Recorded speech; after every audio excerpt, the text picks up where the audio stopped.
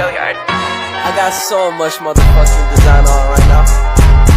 Break it down, bring it back, make it clap. I got 3 old thoughts, new block, where that day. Bitches on my line, and you know they come straight. Hold up, what it not, 45, scope it cash like whoa. How you fucking with these hoes up? Konsep ejaan bahasa Indonesia. Ejaan bahasa Indonesia merupakan aturan atau pedoman dalam penulisan berbahasa Indonesia. Fungsinya sebagai berikut, yaitu landasan pembakuan tata bahasa, landasan pembakuan kosakata dan peristilahan, dan sebagai alat penyaring masuknya unsur-unsur bahasa lain ke dalam bahasa Indonesia. Sejarah dan perkembangan ejaan bahasa Indonesia. Perubahan sistem ejaan dimulai dari ejaan Pan-Ovation pada 1901 menjadi ejaan Republik atau ejaan Swendi pada tahun 1940 hingga menghasilkan ejaan bahasa Indonesia yang disempurnakan pada tahun 1972.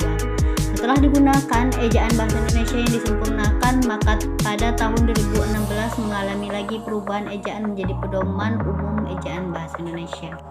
Ejaan Pan-Ovation yaitu ditetapkan sebagai ejaan pertama kali yang digunakan di Indonesia, dan beberapa aturannya huruf J untuk menulis kata jang, saja, wajang, dan sebagainya, huruf OW untuk menulis kata dulu, aku, Soekarno, Republik, dan sebagainya, tanda diakritis seperti koma angin, dan tanda trema untuk menulis kata makmur, Jumat, dan lainnya.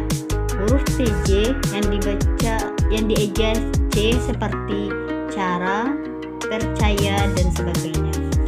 Ejaan Swendi yaitu perubahan yang terjadi pada Pan-Ovation, seperti huruf OE berubah menjadi U, tanda trema dihilangkan, koma angin dan hamzah dihilangkan, dan huruf E keras dan E lemah ditulis tidak menggunakan tanda. Ejaan yang disempurnakan yaitu ejaan yang telah sesuai dengan perkembangan bahasa sekarang ini, yang mana perubahannya yang pertama yaitu huruf J diganti dengan Y, huruf DJ diganti dengan J, dan yang selanjutnya kata ulang ditulis dengan satu cara, yakni tidak menggunakan tanda angka 2, contoh seperti besar-besar.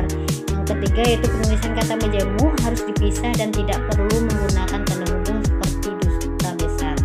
Yang keempat yaitu gabungan kata yang sudah dianggap senyawa ditulis serangkaian seperti contohnya Assalamualaikum bulu balang.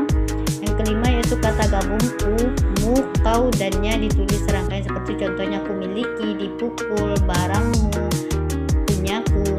Yang keenam yaitu penulisan di atau ke sebagai awalan dan di atau ke sebagai kata depan.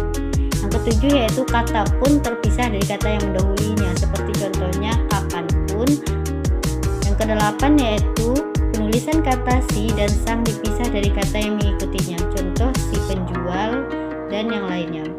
Yang kesembilan yaitu partikel per berarti tiap-tiap dipisah dari kata yang mengikutinya, contohnya per orang dan lain sebagainya. Pedoman umum ejaan bahasa Indonesia.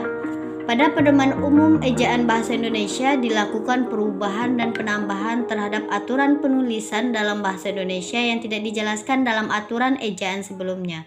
Untuk pedoman umum ejaan bahasa Indonesia dapat dilihat secara daring sehingga memudahkan pemahaman masyarakat terhadap ejaan baru yang berlaku di Indonesia saat ini.